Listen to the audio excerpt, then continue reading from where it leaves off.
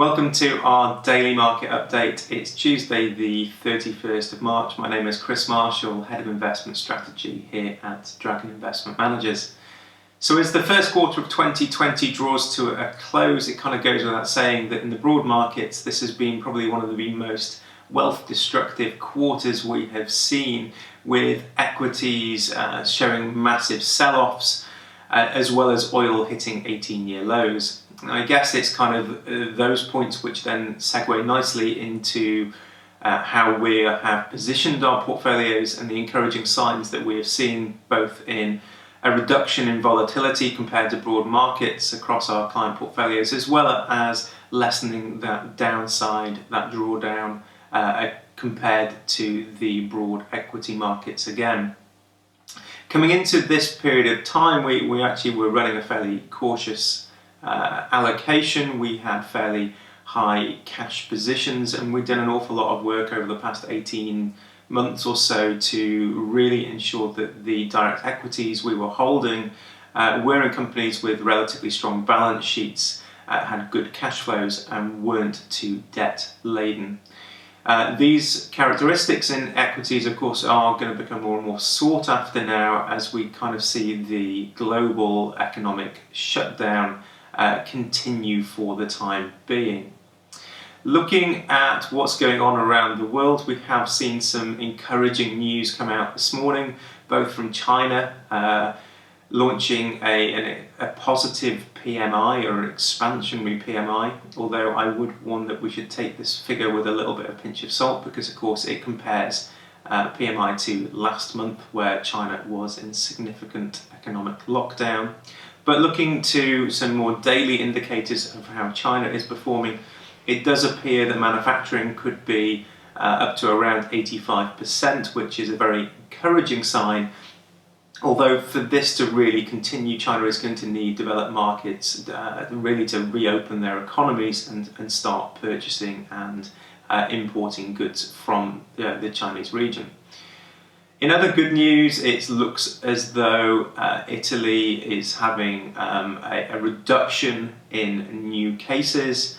The World Health Organization has also come out with a similar statement this morning, simply saying that it looks as though many parts of Europe have now reached peak infection. These are of course very encouraging signs, and we have been talking on these daily market updates about the three things that we look for before markets can really get back to a very bullish stance. These being central bank action to make sure that the financial markets keep flowing, fiscal policy to ensure that during this period of economic shutdown there is kind of life support for both small to medium enterprises as well as individuals being furloughed. And then of course we need to see some positive news on the virus itself, both in terms of perhaps vaccination testing or it just showing a slow in its contagion and spreading rates. If we look to what the markets have done, we have of course seen some positive days over the last few trading sessions. We still feel that this is perhaps a little too early to call the bottom.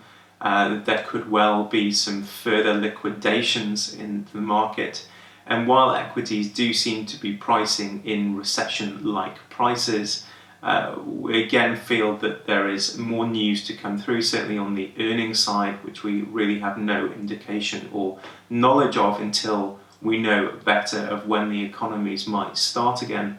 The reason why we are saying that this is perhaps a little bit too early to call the bottom is that we feel there could be some more bad news to bake into prices. This would of course include some of the real economy and economic data that we think we're going to see come through in quarter two.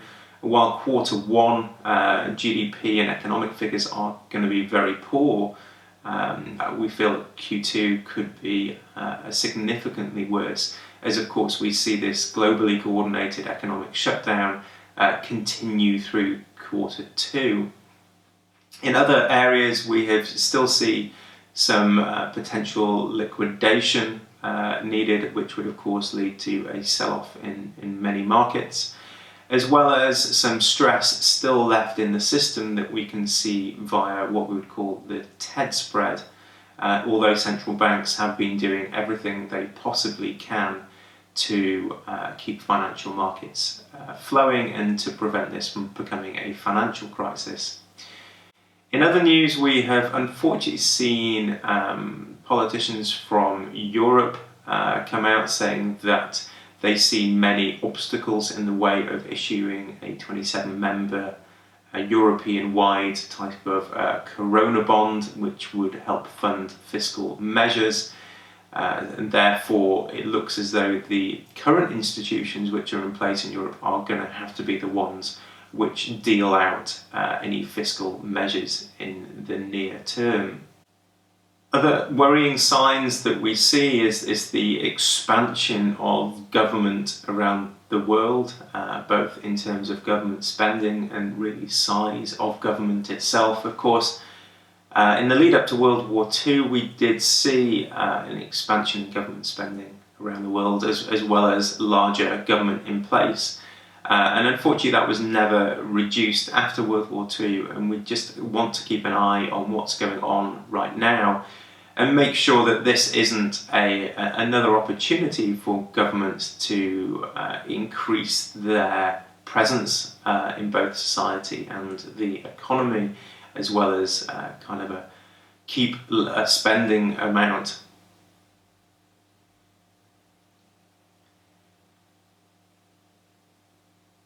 One of the things that we are keeping an eye on is the government's involvement in how they are tackling this. We have, of course, seen increase in government spending. This is where fiscal measures are coming from, and many governments around the world will be running very, very high deficits and also government spending to GDP ratios. If we look to history, of course, we saw something very similar in the lead up to World War II and during World War II. Unfortunately, that was never actually reduced after the war ended, and this is something that I think we need to be aware of as it can drag on GDP and growth prospects if we see governments really continue to spend and to be very big governments after this global pandemic is over. So as we head into our trading session today, we see futures both across Europe and US pointing up on the open, really markets taking some encouragement from both China's PMI as well as perhaps the World Health Organization seeing a peak in coronavirus in certain parts of Europe.